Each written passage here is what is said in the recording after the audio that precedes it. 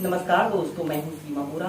दोस्तों, आज हम स्टूडेंट्स और यंगस्टर के लिए लाभकारी अभ्यास जानु शीर्षासना और अर्ध पद्म पश्चिमोत्तानासना को करने का सबसे आसान तरीका और इससे होने वाले हेल्थ बेनिफिट के बारे में बताएंगे। दोस्तों, जानु शीर्षासना और अर्ध पद्म पश्चिमोत्तानासना स्ट्रेचिंग का एक बेस्ट अभ्यास है। इसे करने से हमारे पैर की मांसपेशियों पर काफी लाभकारी प्रभाव पड़ता है। यह संपूर्ण नाड़ी स्थान को उत्तेजित कर इसे क्रियाशील बनाता है। इसे करने से हमारे डाइजेशन से जुड़े सभी विकार दूर होते हैं और यह कब्ज, कॉन्स्टिपेशन जैसी समस्या को दूर करने वाले सबसे बेस्ट अभ्यास हैं। आइए देखते हैं कि जानु शीर्षासना और अर्ध पद्म पश्चिमोत्तानासना को कैसे प्रैक्टिस किया जाता है। दोस्तों, जानु शीर्षासना को करने के लिए सबसे पहले आपने ऐसे ही स्टॉप पोज में ऐसे बैठ जाते हैं। कमर गर्दन आपने अपनी बिल्कुल सीधी रखते हैं। अपने दोनों पैरों को ऐसे अपनी फ्लेक्सिबिलिटी और स्ट्रेंथ के अनुसार आप जितना फैला सकते हैं उतना फैला लेते हैं। अपने राइट पैर को ऐसे घुटने से मोड़ लेते हैं और आपका हील आपके पेरिनियम को ऐसे छूता रहे और अपने पैर को ऐसे अपने थाइस के पास ऐसे सटा लेते हैं और आपने ऐसे लेफ्ट साइड ऐसे मुड़ जाना है। श्वास अंदर भरते हुए अपने दोनों हाथों को छोड़ते हुए ऐसे धीरे धीरे ऐसे आगे को झुक जाते हैं और अपने पैर के अंगूठों को ऐसे पकड़ लेते हैं। आपकी कोहनियां जमीन को छूती रहे और अपने सिर को, अपनी ठोड़ी को, अपनी छाती को अपने घुटने पर लगाने का प्रयत्न करते हैं। 30 सेकंड 2 मिनट ऐसे ही होल्ड करके रखते हैं। यह अभ्यास हमारे पैरों की मांसपेशियों के लिए, हमारे स्पाइनल कॉर्ड के लिए बहुत लाभकारी है। फिर ऐसे सेंटर में आ जाते हैं। फिर ऐसे ही दूसरी साइड से प्रैक्टिस करेंगे। अपने पैर को ऐसे घुटने से मोड़ लेते हैं और ऐसे राइट साइड ऐसे टाना हो जाना है। श्वास अंदर भरते हुए अपने दोनों हाथों को ऐसे ऊपर उठाते हैं और श्वास छोड़ते हुए ऐसे आगे को झुक जाते हैं। 30 सेकंड से लेकर 2 मिनट तक ऐसे ही होल्ड करके रखते हैं।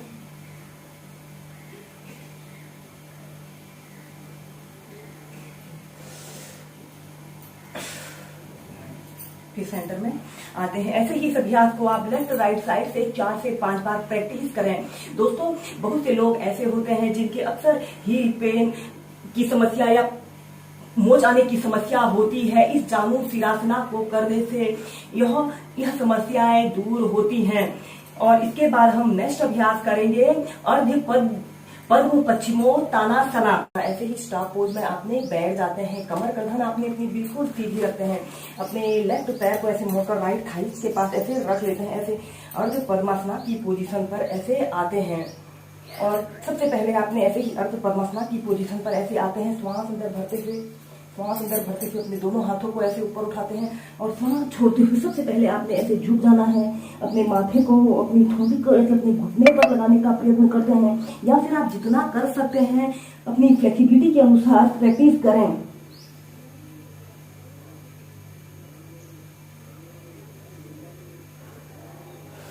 कुछ देर होल्ड करने के बाद फिर ऐसे सेंटर में आ जाते हैं। इसके बाद आपने ऐसे ही अर्ध पद्मासना की पोजीशन पर ऐसे बैठ जाते हैं और अपने लेफ्ट हाथ को ऐसे अपने पीठ के पीछे से ले जाते हुए अपने लेफ्ट पैर के अंगूठे को ऐसे पकड़ लेते हैं।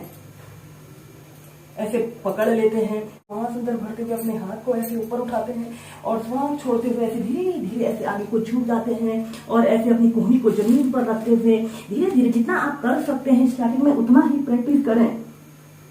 30 सेकंड 2 मिनट ऐसे ही होल्ड करके रखते हैं।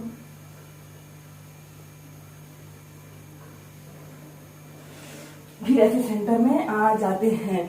दोस्तों, जब आप इस अभ्यास को करोगे तो खुद ही फील करोगे कि हमारे पूरी शरीर पर एक लाभकारी प्रभाव पड़ रहा है।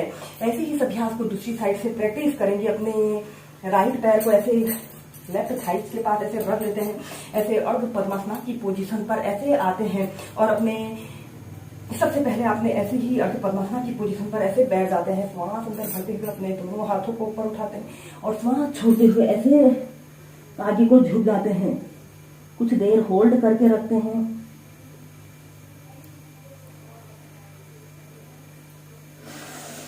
फिर ऐसे सेंटर में आते हैं। इसके बाद आपने ऐसे ही अर्ध पद्मासना की पोजीशन पर ऐसे बैठ जाना है और ऐसे ही अर्ध पद्मासना की पोजीशन पर आपने बैठ जाते हैं और अपने हाथ को ऐसे पीठ के पीछे से ले जाते हुए राइट पैर के अंगूठे को ऐसे पकड़ लेते हैं। श्वास अंदर भरते हुए ऐसे, श्वास अंदर भरते हुए अपने हाथ को ऐसे ऊपर उठाते हैं और श्वास छोड़ते हुए ऐसे आगे को झुक जाते हैं। 30 सेकंड ऐसे ही होल्ड करके रखते हैं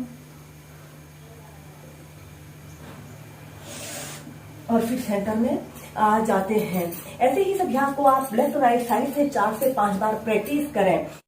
दोस्तों, अगर आपको स्टार्टिंग में ऐसे अर्ध पद्मासना को लगाकर अपने हाथ को ऐसे पीठ के पीछे से ले जाने में और अपने पैर के अंगूठे को पकड़ने में दिक्कत हो रही हो तो सबसे पहले आप ऐसे ही स्टाप पोज की पोजीशन पर ऐसे बैठ जाएं और अपने लेफ्ट पैर को ऐसे घुटने से ऐसे मोड़ लेते हैं।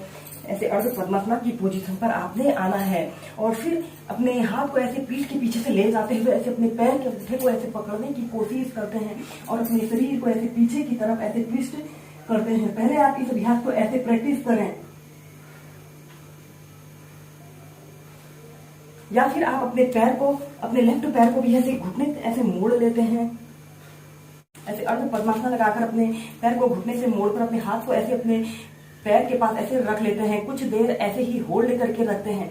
फिर आप इस अभ्यास को आसानी से प्रैक्टिस कर सकते हैं। फिर धीरे धीरे अपने पैर को ऐसे सीधा कर लेते हैं और ऐसे सेंटर में आ जाते हैं। या फिर आप अपने पैर के, अपने अंगूठे में ऐसे कोई हैंकी बांध कर स्टार्टिंग में इस अभ्यास को ऐसे जितना आप कर सकते हैं अपने कमर के पास अपने हाथ को रख लीजिए। फिर धीरे धीरे आप अभ्यास करने से आप अपने पैर के अंगूठे को आसानी से पकड़ सकते हैं।